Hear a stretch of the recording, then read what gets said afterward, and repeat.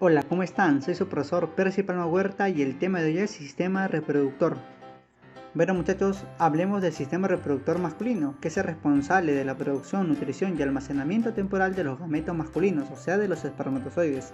También es responsable de la introducción de los espermatozoides en el tracto genital femenino, así como también es responsable de la producción de hormonas sexuales masculinas como la testosterona, donde se va a liberar los andrógenos. Ahora muchachos, el sistema genital masculino está conformado por 4 principales componentes. Tenemos a los testículos, a los conductos genitales, a las glándulas accesorias y al pene. Hablemos de cada uno de ellos. Hablemos primero de los testículos, que vienen a ser los órganos en los que se producen los espermatozoides y la testosterona. Van a estar situados muchachos debajo del pene, entre los dos muslos por delante del periné. Están envueltos por un conjunto de cubiertas con forma de bolsa llamada escrota. Las gónadas no ocupan el mismo nivel, ya que en la mayoría de los hombres el testículo izquierdo baja un poco más que el derecho. Ahora, cuando hablamos de la migración de testículos en el hombre como en el resto de los mamíferos, los testículos proceden del interior de la cavidad abdominal a la derecha e izquierda de la columna lumbar, al lado de los riñones. Hacia el tercer mes del desarrollo fetal, muchachos, los testículos abandonan esta región y descienden por el conducto inguinal, atravesando la pared abdominal, arrastrando consigo las bolsas que los envuelve en su posición definitiva. Ahora muchachos, si el descenso fuera incompleto del testículo, entonces se le va a llamar criptorquidia. Los testículos muchachos son el número 2, uno en el lado derecho y otro en el lado izquierdo. Anormalmente puede existir un solo testículo por la ausencia del desarrollo del otro, que cuando también falta el epidimo, muchachos, el conducto deferente se va a llamar monorquidia, y cuando faltan los dos testículos se va a llamar anorquidia. Ahora muchachos, el tamaño va a variar. En los niños el tamaño de los testículos relativamente es pequeño, de 1 a 2 centímetros de longitud. En la pubertad, sin embargo, y hasta la adolescencia crece hasta alcanzar de 3 a 6 centímetros de longitud y entre 2 a 3 centímetros de ancho.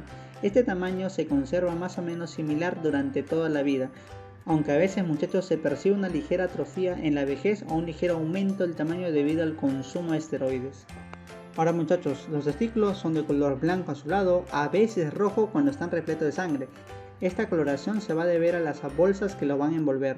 El testículo tiene una forma ovoide, aplanado en sentido transversal y tiene una consistencia dura y algo clásica debido a la capa fibrosa que lo rodea.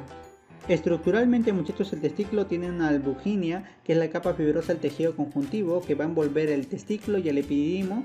Tenemos a los conductos seminíferos, que son los conductos protectores del esperma, y tenemos a los conductos excretores del esperma, que vienen a ser los conductos rectos, la red de Haller, los conos deferentes y el epididimo.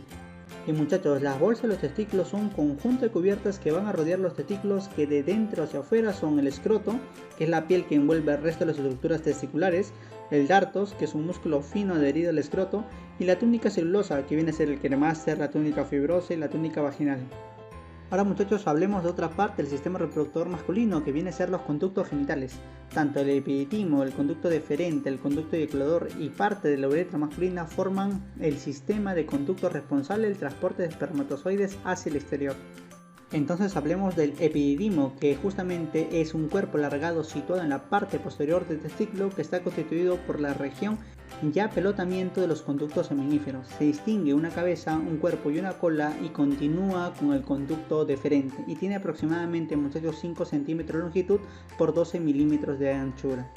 Luego muchachos tenemos a los conductos deferentes. Los conductos deferentes o vasos deferentes constituyen una parte de la anatomía masculina de las especies, incluyendo en este caso a la humana. Son un par de tubos musculares rodeados de músculo liso, cada uno de 30 centímetros aproximadamente, que conectan el epididimo con los puntos eyaculatorios, intermediando el recorrido del semen entre estos. Luego tenemos muchachos el conducto eyaculador, que los conductos eyaculadores o eyaculatorios constituyen muchachos parte de la anatomía masculina. Cada varón tiene 2 de ellos, comienzan al final de los vasos deferentes y terminan en la uretra. Durante la eyaculación muchachos, el semen pasa a través de estos conductos y posteriormente es expulsado a través del pene. Luego muchachos tenemos la uretra, que es el conducto por el cual discurre la orina desde la vejiga urinaria hasta el exterior del cuerpo durante la micción. Tiene la función de la uretra muchachos, es excretora en ambos sexos, y también cumple la función reproductiva en el caso de los hombres al permitir el paso del semen desde las vesículas seminales que abocan a la próstata hasta el exterior. Ahora hablemos, muchachos, de las glándulas accesorias del sistema reproductor masculino. En este tenemos a la vesícula seminal. Las vesículas seminales o glándulas seminales son glándulas productoras de aproximadamente el 60% del volumen de líquido seminal situados en la excavación pélvica, detrás de la vejiga urinaria y delante recto, que inmediatamente por encima de la base de la próstata, con la que están unidas por su extremo inferior. Luego, muchachos, tenemos a la próstata, que es un órgano glandular del aparato genitourinario exclusivo de los hombres con forma de castaña localizada en frente recto y debajo de la salida de la vejiga urinaria. Luego, muchachos, tenemos a las glándulas vulvouretrales, que preeyaculan, muchachos, el líquido prostático, y de las glándulas de Cooper. Las glándulas vulvouretrales, también conocidas como glándulas de Cooper, son dos glándulas que se encuentran por debajo de la próstata y su función es secretar un líquido alcalino que lubrica y neutraliza la acidez de la uretra antes del paso del semen en la eyaculación. Este líquido, muchachos, contiene espermatozoides, por lo cual la práctica de retirar el pene de la vagina antes de la eyaculación no es un método anticonceptivo efectivo. Por último, muchachos, hablemos de última parte, hablemos del pene. El pene humano está conformado por 3 columnas de tejido eréctil, 2 cuerpos cavernosos y un cuerpo esponjoso. Los primeros se van a encontrar uno al lado del otro en la parte superior del pene, mientras que el último se ubica en la parte inferior. El glande, muchachos, es una zona muy sensible que constituye el final del cuerpo esponjoso y la parte más ancha del mismo, y tiene la forma de un cono y está cubierto, muchachos, por un pliegue de piel suelta que se conoce como prepucio, que puede ser tirado hacia atrás para dejar el glande expuesto. El área, muchachos, de la parte inferior del pene, de donde se sujeta el prepucio, se va a llamar frenillo. Ahora, muchachos, hablemos del sistema reproductor femenino, que va a tener como funciones principales producir los gametos femeninos, en este caso vienen a ser los óvulos, reciben los gametos masculinos, que vienen a ser los espermatozoides antes de la fertilización, proporcionan en un entorno adecuado para la fertilización de los óvulos por los espermatozoides, van a proporcionar un entorno físico y hormonal adecuado para la implantación del embrión, acomoda y nutre el embrión y al feto durante todo el embarazo. Ahora, muchachos, el aparato reproductor femenino está conformado, muchachos, por dos tipos de glándulas o genitales. Tenemos a los genitales internos y tenemos a los genitales externos. Los genitales internos conformados por los ovarios, trompa de falopio, útero y vagina, y los externos como el monte de Venus, la vulva, en este caso que vienen a ser los labios mayores y menores, y el clítoris. Hablemos de los genitales internos, en este caso de los ovarios, que son dos glándulas mixtas ubicadas en las fosas ilíacas y tienen una forma de almendra, que son de color variable, generalmente de rosado en las niñas, rojo en adultos y gris en las menopáusicas.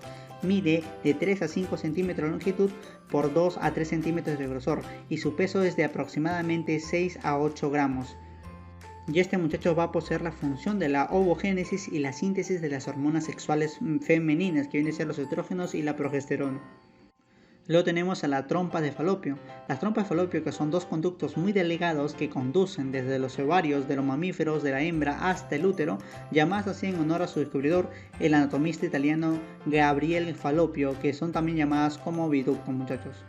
Ahora hablemos del útero. El útero, que también es denominado matriz o seno materno, es el órgano de la gestación del aparato reproductor femenino, que está situado entre la vagina y las trompas de falopio, aloja los blastocitos que se implantan dentro del endometrio, dando comienzo a la gestación. En la especie humana, muchachos, esta dura aproximadamente 280 días y está ubicado, muchachos, en la región del hipogastro, que pesa aproximadamente 70 gramos y mide 8 por 5 por 3 centímetros. Y, muchachos, el útero va a tener las funciones principales de intervenir en la menstruación, permitir la implantación del cigoto y también interviene en el parto.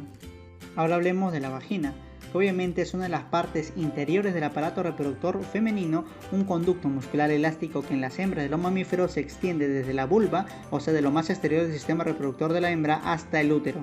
Este conducto va a ser utilizado en general para realizar el coito o el alumbramiento. Ahora, muchachos, la longitud de la vagina varía según las razas y genotipos, que va a variar, muchachos, entre 8 a 11 centímetros como promedio. Su capa mucosa no posee glándulas y esta está formada por el epitelio estratificado plano rico en glucógeno, muchachos. y esta va a tener ciertas funciones principales, las cuales son que el servir como canalización del flujo menstrual durante la menstruación, la entrada del pene para el coito, por donde se introduce el esperma con los espermatozoides para la fertilización de los óvulos de la mujer, facilitar el acto sexual por la lubricación de las secreciones de las glándulas de Bartholin y la salida del feto y de la placenta del útero hasta el final del periodo de la gestación. Ahora hablemos, muchachos, de los genitales externos, que vienen a ser generalmente la vulva, ¿no? Tenemos el monte Venus, que es la acumulación adiposa situada encima de la sínfisis del pubis y se aprecia el vello púbico. Tenemos los labios mayores, que son homólogos embrionarios de las bolsas escrotales. Son repliegues gruesos y adiposos de color oscuro que poseen glándulas sebáceas, o sea, sudoríparas y pelos.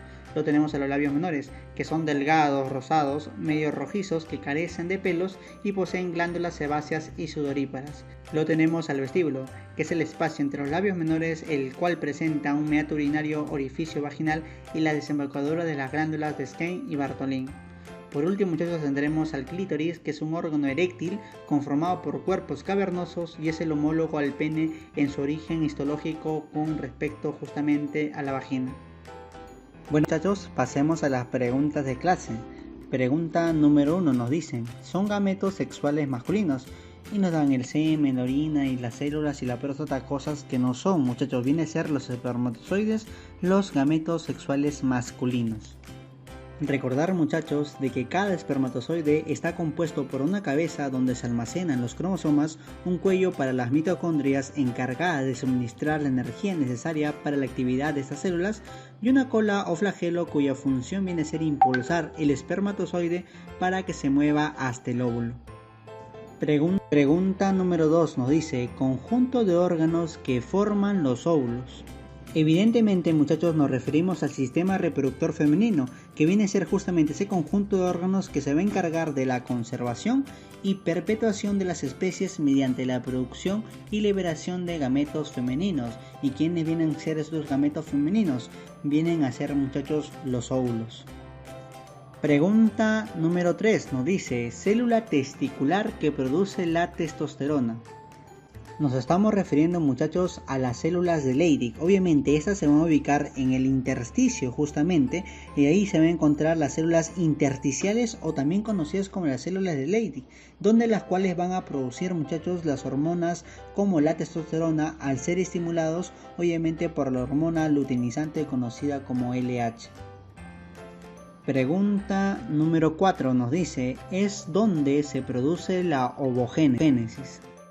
Nos estamos refiriendo a los ovarios, que, muchachos, vienen a ser dos glándulas mixtas cuya función viene a ser la de producir ovocitos o óvulos y hormonas como estrógenos y progesterona. Vienen a ser estos los órganos homólogos a los testículos y se van a localizar, muchachos, en las fosas ilíacas, una a cada lado del útero. Pregunta número 5 nos dice, trastorno o infección típica en las mujeres.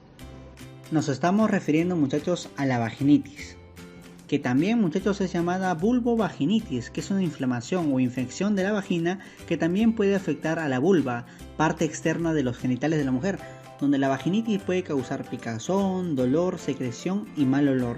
La vaginitis, muchachos, viene a ser común especialmente en mujeres de edad reproductiva.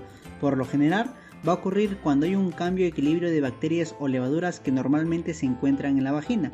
Y hay diferentes tipos de vaginitis, las cuales tienen distintas causas, síntomas y tratamientos. Bueno, muchachos, hemos llegado al término de la clase. No se olviden de presentar sus trabajos y sus tareas. Los estaré esperando. Muchas gracias.